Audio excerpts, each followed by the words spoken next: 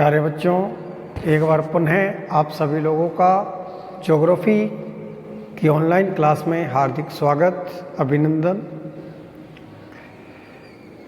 Senior के सभी भूगोल के विद्यार्थियों का आज के इस वीडियो में हार्दिक स्वागत।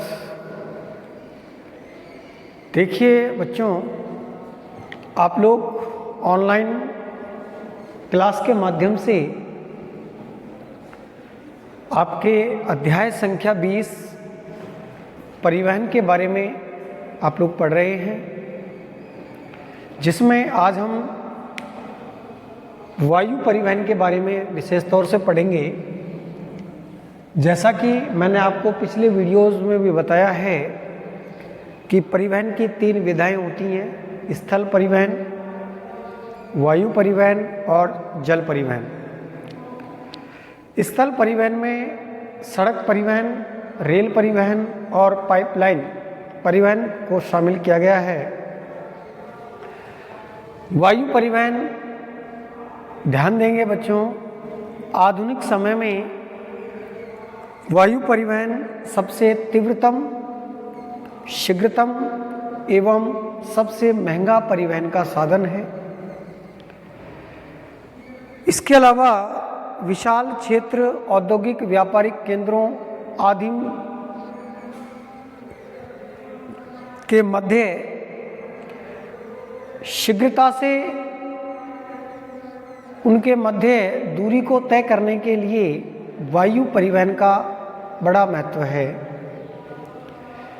वायु परिवहन की आवश्यकता की अगर हम बात करें, इसके महत्व की यदि हम बात करें तो इसके कुछ पॉइंट्स हैं। जैसे शीघ्र खराब होने वाले पदार्थों, उदाहरण के लिए कच्चा मांस, दूध, हरी सब्जियां, ताजे फल, पुष्प आदि के शीघ्रतम उपभोक्ता केंद्रों तक पहुंचाने के लिए अपेक्षाकृत वायु परिवहन सेवाएं अधिक उत्तम मानी जाती हैं। दूसरा पॉइंट, प्राकृतिक आपदा के समय जैसे बाढ़, भूकंप, भूस्खलन आदि आपदाओं के समय राहत सामग्री एवं राहत सेवाएं उपलब्ध कराने के लिए अपेक्षाकृत वायु परिवहन एक उत्तम विधा है। इसके अलावा युद्ध आदि के समय भी सैन्य शिविरों तक राहत सामग्री,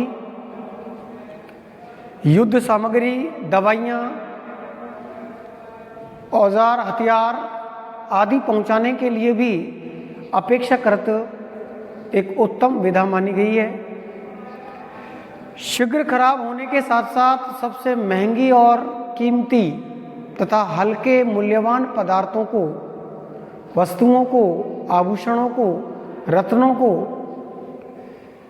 दूरस्थ स्थानों तक पहुंचाने के लिए अपेक्षाकृत सबसे महत्वपूर्ण परिवहन की विधा है। और सबसे बड़ी बात बच्चों, जिन वस्तुओं के लिए या सेवाओं के लिए समय का बड़ा महत्व होता है, ऐसी वस्तुओं और सेवाओं को अपेक्षाकृत वायु परिवहन के द्वारा शीघ्रता से केंद्रों तक पहुंचाया जाता है। इस प्रकार से वायु परिवहन एक महत्वपूर्ण परिवहन की विधा है। उबड़ खाबड़, कठोर धरातलीय क्षेत्रों, दुर्गम पहाड़ी क्षेत्रों, सघन वन क्षेत्रों आदि क्षेत्रों में भी अन्य परिवहन की विधाओं की अपेक्षा वायु परिवहन के द्वारा प्रदान की जाने वाली सेवाएं सबसे महत्वपूर्ण होती हैं। इस प्रकार से बच्चों, वायु परिवहन हालांकि सबसे महंगा परिवहन का साधन है, किंतु सबसे तीव्रतम एवं शीघ्रतम पहुंचाने वाला भी प्रमुख माध्यम है। अब हम बात करेंगे बच्चों कि भारत में वायु परिवहन का विकास किस प्रकार हुआ। ध्यान देंगे, सबसे पहले 1911 में इलाहाबाद से नैनी के बीच में प्रथम वायु उड़ान के साथ देश में वायु परिवहन सेवाओं की शुरुआत हुई। तो यहाँ से अपना एक क्वेश्चन भी आता है कि भारत में वायु सेवाओं की शुरुआत कब और कहाँ हुई। तो आप लोग देंगे आंसर कि 1911 में इलाहाबाद से नैनी के बीच प्रथम वायु उड़ान सेवा शुरू की गई और यहीं से भारत में वायु सेवाओं की शुरुआत हुई। वास्तव में देखा जाए तो भारत में वायु सेवाओं के रखरखाव और उसके दायित्व का जो कार्य है ये भारतीय विमानपत्तन प्राधिकरण द्वारा इन सेवाओं को प्रदान किया गया है। इन सेवाओं को प्रदान किया जाता है और इस विभाग का नाम है भारतीय विमानपत्तन प्राधिकरण। इस विभाग के द्वारा इन वायु सेवाओं को देश में संचालित किया जाता है, इनकी देखभाल का कार्य किया जाता है। इस प्राधिकरण के द्वारा जो देश में सेवाएं प्रदान की गई हैं, जिनमें से 23 अंतर्राष्ट्रीय, 97 घरेलू वायु सेवाएं और 25 नागरिक विमान टर्मिनलों के सहित 127 हवाई अड्डों का प्रबंधन इस विभाग के द्वारा देश में किया गया है, जिसके द्वारा वायु सेवाओं को देश में संचालित किया गया है। 23 अंतर्राष्ट्रीय जो वायु सेवाएं हैं, विभिन्न देशों के साथ हमारे देश से वायु सेवाएं संचालित की जाती हैं, सेवाएं प्रदान की जाती हैं। इसके अलावा देश में वायु सेवाओं को दो भागों में बांटा गया है। एक होता है एयर इंडिया और एक सेवा है आपकी इंडियन एयरलाइंस। एयर इंडिया वास्तव में देखा जाए तो 1 मार्च 1994 से इंडियन एयरलाइंस व एयर इंडिया का एकाधिकरण समाप्त कर दिया गया और दोनों सेवाओं को एक साथ मिलाकर के सार्वजनिक क्षेत्र में the nation aviation company of India limited नामक एक कंपनी की स्थापना की गई और इस कंपनी के द्वारा देश में वायु सेवाओं को संचालित किया गया है, जिनमें से सबसे महत्वपूर्ण जो सेवा है वो आती है बच्चों आपके एयर इंडिया। एयर इंडिया जो कि एक अंतर्राष्ट्रीय वायु सेवा है। एग्जाम्पल के लिए हम बात करते हैं, जैसे कोलकाता से दिल्ली, है ना, कोलकाता से दिल्ली, मुंबई, काहिरा, रोम, जिनेवा, पेरिस, लंदन, न्यूयॉर्क आदि शहरों के मध्य प्रदान की जाने वाली वायु सेवाएं, यानी कि कोलकाता से दिल्ली और दिल्ली से मुंबई, मुंबई के बाद सीधे काहिरा, रोम, न्यूयॉर्क, जिसमें पेरिस, लंदन आदि नगरों से होते हुए ये वायु सेवाएं प्रदान की गई हैं। इन वायु सेवाओं को संचालित किया गया है। इसके बाद अन्य जो सेवाएं हैं, जिनमें रंगून, हांगकांग, शंघाई, टोक्यो आदि शहरों के लिए भी भारत से वायु सेवाएं प्रदान की गई हैं। इन सभी सेवाओं को अंतर्राष्ट्रीय विमान सेवाएं कहा जाता है। ये सभी सेवाएं अंतर्राष्ट्रीय विमान सेवाओं के अंतर्गत रखी गई हैं। इसके बाद कुछ सेवाएं विशेष पहाड़ी क्षेत्रों में प्रदान की गई हैं, जिनमें आपके पवन हंस हेलीकॉप्टर सेवा आती है। इसके बाद एक आपका मुख्य इम्पोर्टेंट टॉपिक आता है बच्चों, कई बार एग्जाम वगैरह में पूछा जाता है, ग्रीन फील्ड हवाई अड्डा। कि ये ग्रीन फील्ड हवाई अड्डा क्या होता है और भारत में ग्रीन फील्ड हवाई अड्डा का प्रमुख उदाहरण क्या है। यहाँ से अक्सर आपका क्वेश्चन आता रहता है। तो देखिए बच्चों, ग्रीन फील्ड हवाई अड्डा इस प्रकार के हवाई अड्डे जहाँ पर कार्बन उत्सर्जन को कम करने के लिए, कार्बन उत्सर्जन को कम करने के लिए विभिन्न विधियों का प्रयोग किया जाता है। ऐसे हवाई अड्डे जहाँ पर एक विशेष प्रकार की तकनीकी विधियों का इस्तेमाल किया गया है जो कार्बन उत्सर्जन को कम कर सके। ऐसी तकनीकी वाले हवाई अड्डों को हम कहते हैं बच्चों कार्बन उत्सर्जन को कम करने वाले या ऐसी तकनीकी विधियों को अपनाए जाने वाले हवाई अड्डों को हम कहते हैं ग्रीनफील्ड हवाई अड्डे। एग्जाम्पल के लिए आपके हैदराबाद का जो राजीव गांधी अंतर्राष्ट्रीय हवाई अड्डा है वो इसी प्रकार का हवाई अड्डा है। इसके अलावा आपके सिक्किम और अरुणाचल प्रदेश क्षेत्र में भी इस प्रकार के ग्रीनफील्ड हवाई अड्डों के निर्माण का जो प्रोजेक्ट कार्य है वो संचालित किया गया है ना, जो कि आपके पूर्वोत्तर क्षेत्र में ग्रीनफील्ड हवाई अड्डे के नाम से भी जाना जाता है। और इसमें मुख्य रूप से आपके जैसा कि मैंने अभी आपको बताया कि सिक्किम में ये रूरांग हवाई अड्डा लगभग 30,946 करोड़ लागत से ये कार्य शुरू हो चुका है। इसके बाद बात आती है कि भारत में जो हवाई अड्डे हैं उन्हें कितनी श्रेणियों में बांटा गया है या भारत में हवाई अड्डे कितने प्रकार के होते हैं। तो ध्यान देंगे बच्चों, भारत में हवाई अड्डों को मुख्यतः 4 श्रेणियों में बांटा गया है। कितने श्रेणियों में बांटा गया है? 4 श्रेणियों में बांटा गया है। जैसा कि आप यहाँ पर देख रहे हैं, सबसे पहले आपका आता है अंतर्राष्ट्रीय हवाई अड्डा, दूसरा आपके आते हैं बड़े हवाई अड्डे, तीसरा आपका है मध्यम श्रेणी के हवाई अड्डे और चौथा आपका आता है छोटे हवाई अड्डे।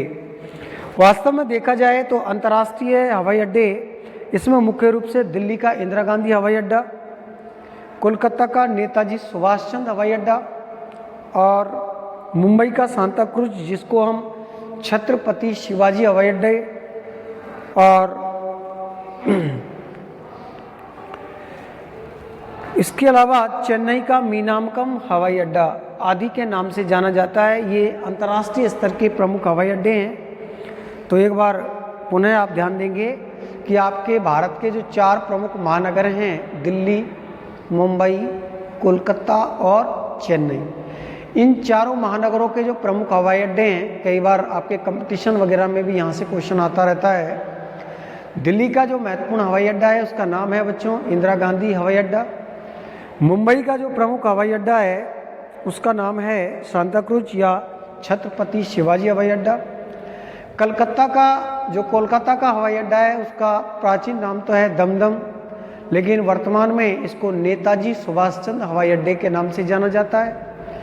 इसके अलावा आपके जो चेन्नई का महत्वपूर्ण हवाई अड्डा है मीनामकम, और अहमदाबाद और बेंगलुरु का जो हवाई अड्डा है ये भी अंतर्राष्ट्रीय स्तर का जो हवाई अड्डा माना जाता है। बड़े हवाई अड्डों की हम बात करते हैं तो इसमें आपके जयपुर, लखनऊ, नागपुर, वाराणसी, अगरतला आदि जो हवाई अड्डे हैं ये बड़े स्तर के हवाई अड्डे माने जाते हैं। इसके बाद मध्यम श्रेणी के हवाई अड्डों की बात करते हैं तो इलाहाबाद, औरंगाबाद, भुवनेश्वर, भुज आदि महत्वपूर्ण हवाई अड्डे आते हैं। ध्यान देंगे राजस्थान में स्थित जयपुर हवाई अड्डा यानी कि सांगानेर हवाई अड्डा आपके बड़े स्तर के हवाई अड्डों में आता है। मध्यम श्रेणी के हवाई अड्डों की हम बात कर रहे हैं तो इसमें मुख्य रूप से इलाहाबाद, औरंगाबाद, भुवनेश्वर, भुज, औरंगाबाद, इंदौर आदि। छोटे हवाई अड्डों में जोधपुर, जबलपुर, झांसी आदि महत्वपूर्ण हवाई अड्डे आते हैं। इस प्रकार से बात की जाए तो भारत में हवाई अड्डों को 4 श्रेणियों में रखा गया है। अब हम बात करेंगे भारत में हवाई अड्डों के विकास के लिए प्रमुख अनुकूल दशाएं। सबसे पहले भारत का विशाल आकार है, जैसा कि मैं आपको पहले भी बता चुका हूं कि काफ़ी लंबाई चौड़ाई में फैला हुआ है। विभिन्न प्रकार की विविधताएं देश में देखने को मिलती हैं, तो इसलिए भारत का विशाल आकार है और विशाल आकार होने के कारण दूरस्थ स्थानों तक पहुंचने के लिए हवाई सेवाओं का विकास हुआ है। सेकंड पॉइंट है भारत की स्थिति विश्व के प्रमुख वायु मार्गों पर है। देखिए बच्चों, भूगोल फर्स्ट में हम विश्व के प्रमुख वायु मार्गों के बारे में पढ़ते हैं और वहाँ से जानकारी मिलती है कि विश्व के जो प्रमुख केंद्रीय हवाई अड्डे हैं, जिनके केंद्रीय नोड बिंदु हैं, उनका केंद्र मुख्यतः आपके भारत के प्रमुख शहर दिल्ली, मुंबई, कोलकाता से होकर के गुजरता है। तो इसलिए भारत में वायु मार्ग सेवाओं का भी इसीलिए विकास हुआ है, चूँकि विश्व के प्रमुख वायु मार्ग भारत के इन अंतर्राष्ट्रीय क्षेत्रों से होकर ही गुजरते हैं। वायुयान निर्माण के लिए पर्याप्त एल्युमिनियम उपलब्ध है और पर्याप्त मात्रा में एल्युमिनियम उपलब्ध होने के कारण देश में विमान सेवाओं का संचालन आसानी से हो जाता है। वायुयान निर्माण हेतु तकनीकी ज्ञान भी देश के पास उपलब्ध है। हवाई अड्डों के निर्माण हेतु समतल और कठोर भूमि भी उपलब्ध है। देश का आर्थिक विकास भी हुआ है। देश का विशाल पर्यटन उद्योग है और इस प्रकार से हम कह सकते हैं कि यही कारण है कि हमारे देश में वायु सेवाओं के लिए, वायु मार्ग के निर्माण के लिए पर्याप्त मात्रा में अनुकूल दशाएं मिलती हैं। इसके बाद हम बात करते हैं बच्चों मुख्य रूप से जल मार्ग की। एक क्वेश्चन और आता है बच्चों, राष्ट्रीय नागरिक उड्डयन नीति, है ना। ये भी क्वेश्चन कई बार आ जाता है जो आपका है राष्ट्रीय नागरिक उड्डयन नीति।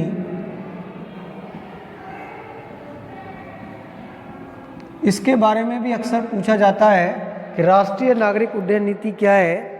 वास्तव में ये 2016 में इसकी शुरुआत हुई है, यानी कि 15 जून 2016 को 15 जून 2016 को भारत में पहली बार देश की राष्ट्रीय नागरिक उड्डयन नीति की शुरुआत हुई है और इस नीति के तहत कुछ प्रावधान रखे गए हैं। जैसे नागरिक उड्डयन के मामले में देश को 2022 तक 90 से तीसरा बड़ा बाजार बनाना, यानी कि फिलहाल वायु सेवाओं के संबंध में हमारा जो देश है वो काफ़ी पीछे है, अर्थात 90वें स्थान पर रखता है। और वायु सेवाओं का इतना अधिक विकास करना, इस प्रकार की सुविधाएं देना ताकि हमारा देश इस विमान सेवाओं में 90 से हट करके तीसरा सबसे बड़ा देश बने, बाजार बने। घरेलू टिकटिंग को वर्ष 2015 में 8 करोड़ से बढ़ा करके लगभग 30 करोड़ रुपए तक करना, यानी कि टिकटिंग की जो सेवाएं हैं उसमें उत्तरोत्तर वृद्धि करना इस नागरिक उड्डयन नीति का प्रमुख टारगेट है, उद्देश्य है। मालवाहक सामान की मात्रा को 4 गुना बढ़ा करके 2027 तक लगभग 10 मिलियन टन तक बढ़ाया जाना, यानी कि अधिकांश जो वायु सेवाएं हैं न केवल इनसे यात्रियों को लाया ले जाया जाता है, इसके अलावा विशेष प्रकार की जो सामग्री है, सामान है, माल है, इसे भी दूरस्थ स्थानों तक वायु सेवाओं के द्वारा पहुंचाया जाता है। तो इस प्रकार से माल वाहक सामान की मात्रा को 4 गुना बढ़ा करके और लगभग 10 मिलियन टन तक करना। विमान सेवाओं की जो पहुंच है वो आम नागरिक तक हो जाए, प्रत्येक आम आदमी भी वायु सेवाओं का इस्तेमाल कर सके, इसके लिए भी राष्ट्रीय नागरिक उड्डयन नीति 2016 को बनाया गया है। ग्रीनफील्ड हवाई अड्डों व हेलीकॉप्टर अड्डों का अधिकाधिक विकास करना, कि ज़्यादा से ज़्यादा जो हवाई अड्डे हैं वो ग्रीनफील्ड की श्रेणी में आए, अर्थात इन हवाई अड्डों पर कार्बन उत्सर्जन को कम करने की जो विशेष तकनीकी हैं, इन तकनीकियों का बढ़ावा दिया जाए, इन तकनीकियों से युक्त हवाई अड्डों का निर्माण किया जाए, ये भी इस नीति का प्रमुख टारगेट है। लचीला एवं मुक्त ओपन इकाई पॉलिसी और कॉर्ड शेयरिंग समझौते आदि इसके तहत किए गए।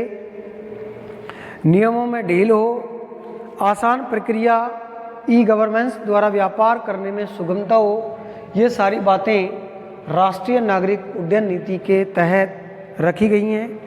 इस प्रकार से बच्चों आपने वायु परिवहन के बारे में भली भांति इस वीडियो में पढ़ा।